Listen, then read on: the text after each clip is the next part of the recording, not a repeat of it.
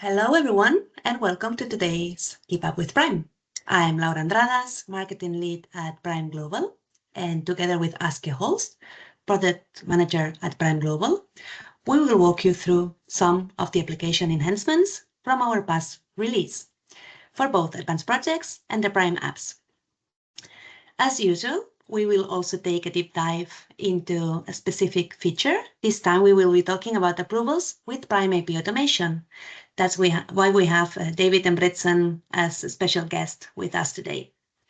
And at the end of the session, we'll have some time for the Q&A. So let's see what's new for advanced projects.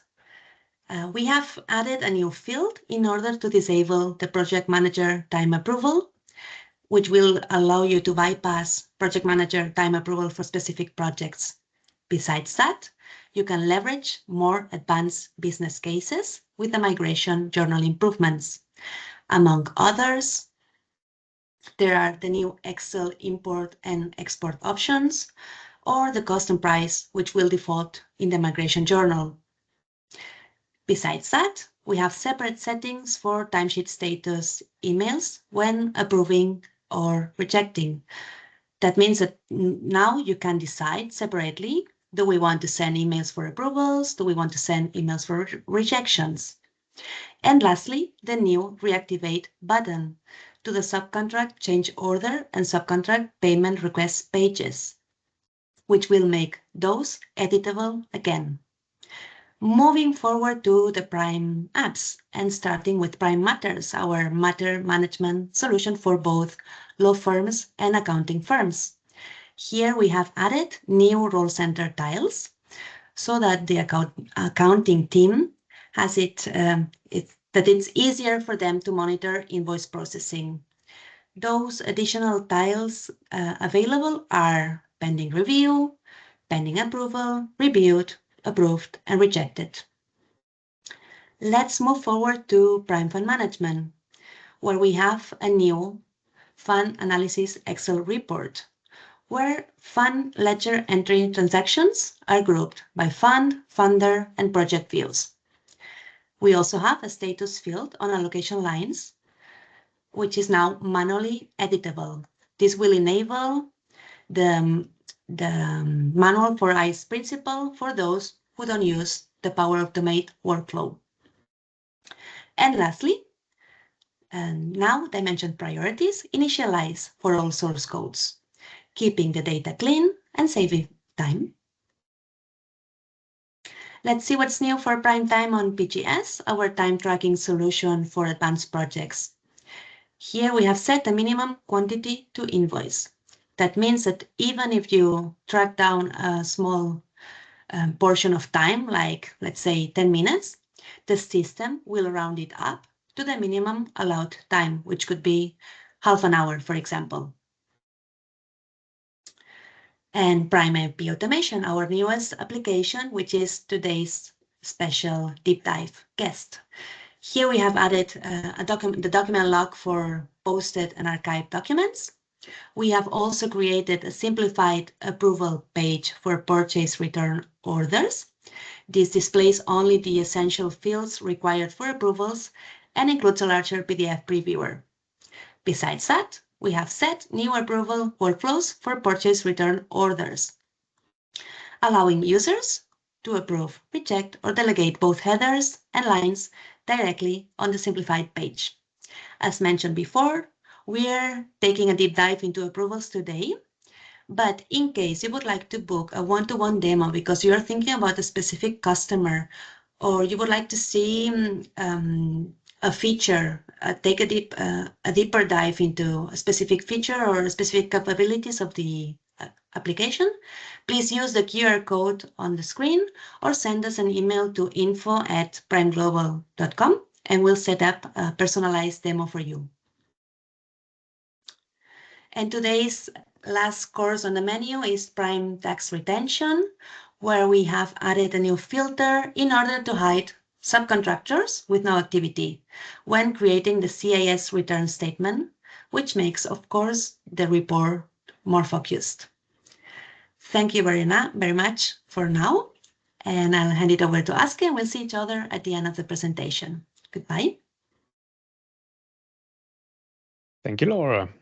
And so let's get right into it.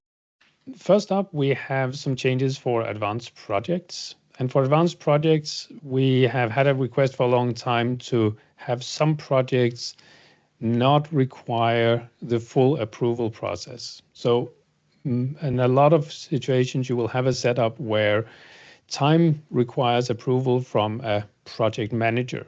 But there could be special projects where you say project manager approval is not required, especially if you also have line manager approval. And so that could be internal projects where you say it is not important that we have a project manager that approves the time on internal meetings. It might still go to the line manager to approve the overall time of the resource. And now we have that capability. So on a project, you can open up the project card and you will find a setting in the general tab called Disable PM Time Approval. And if you check that box, there will never be a requirement for project manager approval of time for this project.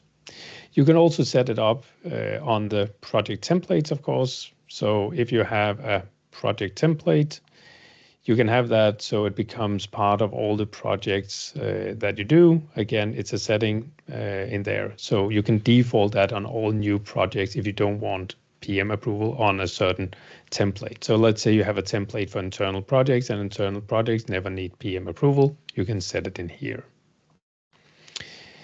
Next up, we have made some changes to the migration journal. Now, the migration journal is a bit of a special case. It is not an everyday piece of functionality. It is for the initial implementation when you set up a new system from scratch. And so for that, you can import existing entries from a legacy system and have those create new project ledger entries in the system for all the ongoing work. And that's a feature that existed for a long time. We made some changes to it. So costing and pricing can be defaulted in. You can also now use Excel import and export options. We can have usage that are partially posted. So if you had a project in your old system and a time entry will say 8 hours of work, you already invoiced 5 of those hours, but there's 3 hours remaining. You can now have partial entries coming in. You can also pull in sales entries and we will automatically close those because if there was a sale in the past, we of course do not want to track that as a new sale, but a historic sale. And we have some extra options for those entries that do have these remaining quantities where we will create a difference entry to make sure that that entry is treated correctly for the remaining amount. So hard to show in a realistic scenario here, but if you are working with an implementation of a new company coming from an existing old legacy system, that could be Business Central or another system, then we have that migration journal to help you out. Next up, we have some small changes. One of those is the setup of emails that are sent out. So there is a capability to send out emails when timesheets are approved or rejected. In the past, that was a one combined setting. The change is now that it is separate settings. So there is one setting for, and I'll make that a little bit bigger for you to see. So now it's send email alert on timesheet approval, and it's another one on timesheet rejection. So if you only want emails when timesheets are rejected, but not when they're approved, you can set it up that way or vice versa, or both, giving a little bit more flexibility, also potentially cutting down on the number of emails that you send out. Another change is on the subcontract change orders and the payment requests. In the past, if you got a bit into the flow but wanted to make some changes, you couldn't do that. You're kind of stuck. now there is a reactivate button that you can use to reactivate an existing payment request if you need to do that. And the same goes for the subcontract change order. So you're not stuck in if you go too far, so to speak. So those were the changes for advanced projects. For Pryme Matters, we added a number of new tiles to the role center, and I actually do have Pryme Matters in here as well. So we will see that we now have not only the invoice creation tiles, but also some invoice approval activities. And they are for the case where you use the new built-in approval and review functionality in Pryme Matters. So only for Pryme Matters, we can show this. And here you can see what are invoices I have to review and what invoices I have to approve in that process. If you're a manager, you get additional tiles. You will also get a tile that shows all the invoices that are out for review and all the invoices that are out for approval, and those that have been reviewed as well, so you can move them on through the process. So easier accessibility through the role center for that. For fund management, we made some minor changes to the status handling. I'll not show that. We also improved the dimension tracking and dimension priorities. So if you set up dimension priorities for any of the source codes that are related to fund management, you can now get those automatically initialized. So if we're looking at default dimension priorities, and I select a source code that is related to funding. Let's see if I can find one of those.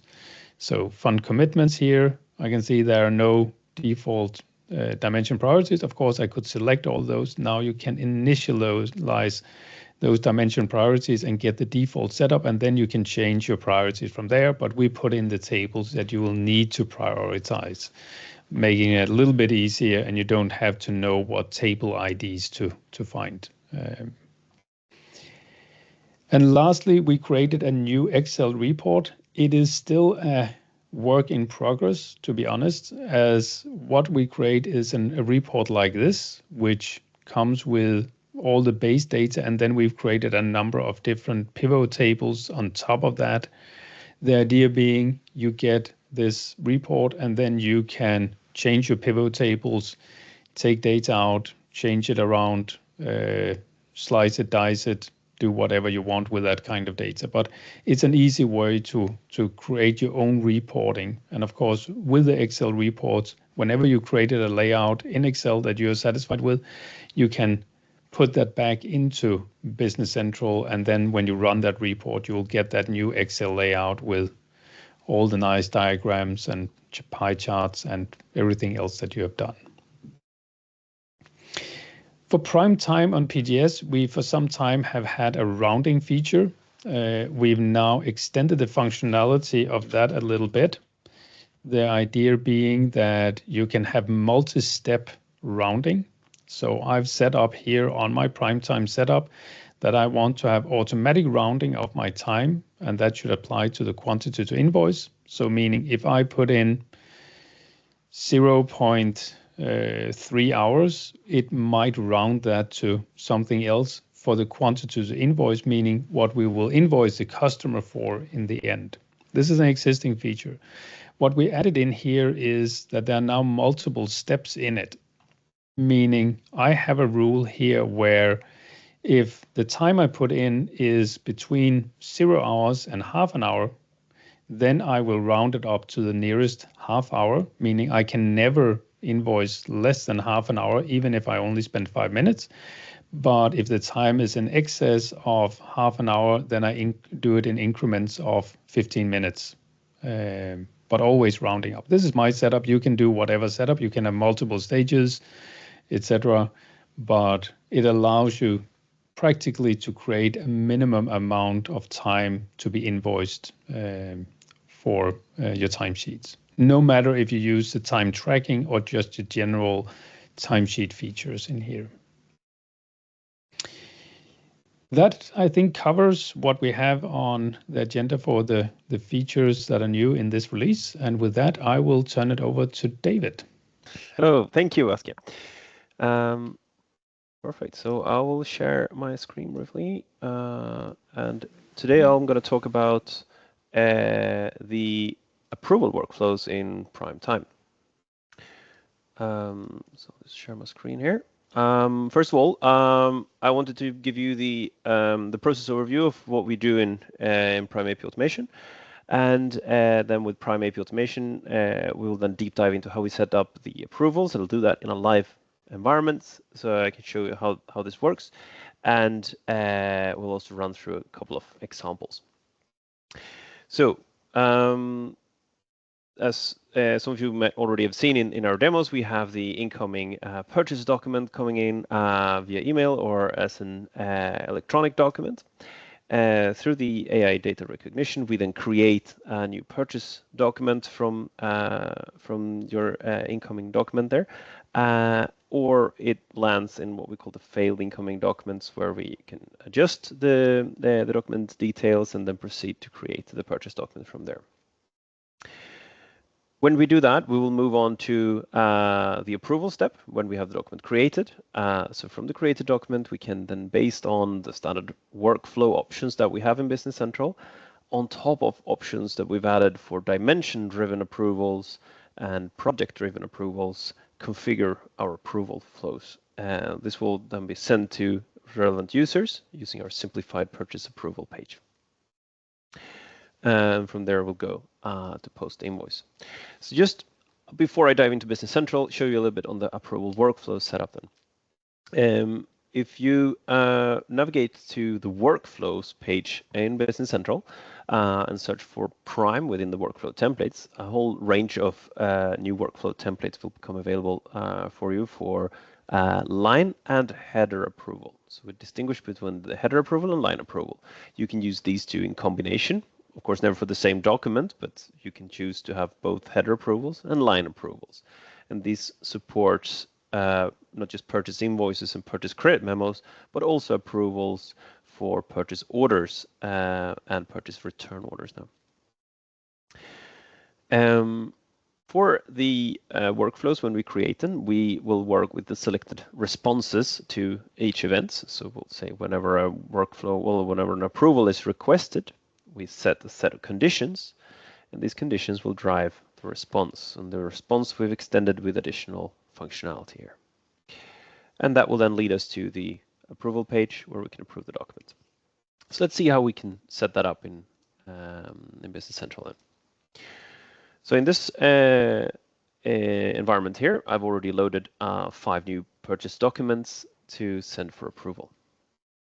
If I navigate from here to workflows, we can see that we do have, so if I close these and open the purchase documents section, we can see that I have 2 workflows created. We have the Pryme purchase invoice approval workflow and the Pryme purchase invoice line approval workflow right now. If we start with this one, the purchase invoice approval workflow is a header level approval. This is the same name as the template. So when you select among the templates, you will see this one as well. We then create the approval here based on the conditions that we see here. So if I dive into this one, we have the purchase header event conditions. So we can set filter on the fields on our purchase header, and we can set filters on the fields on the purchase lines. So for example, this could be related to a specific vendor. So if I have this vendor here, or it could be related to a certain amount or a range of amounts. Or it could be related to any other things like dimensions or locations, country codes, or whatever you have as the fields on the document.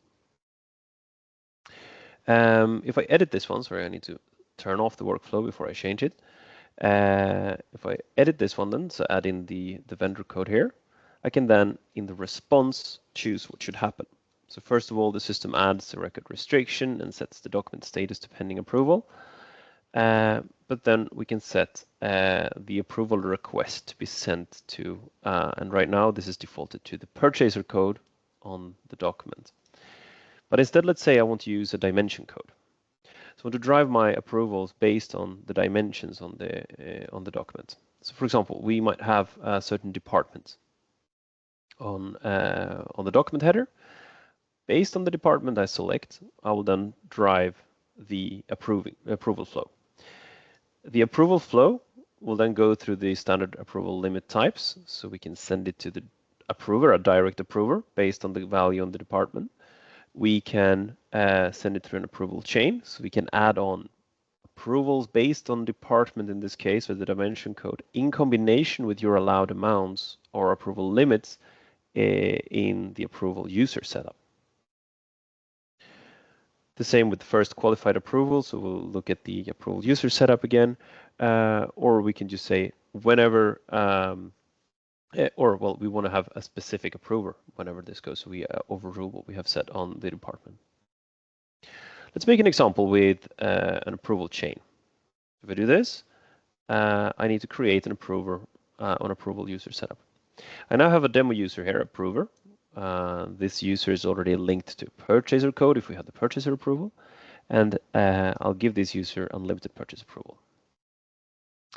If I do this, this user can then approve any amount, but I can also set, of course, purchase amount approval limits here, and then approvers to send it further in the chain to additional approvers. Let's make an example of this. So we have then the department code and the approval chain. With that, I complete the workflow setup and I enable the workflow. Now this workflow is active for any document from this vendor number 10 here. And I do this just so we can see different workflows working differently with different documents. So if I search here for dimensions now, I can set the rules for my department dimension. So we go to the department and go to dimension and dimension values. You can see I have 3 department codes: administration, production, and sales.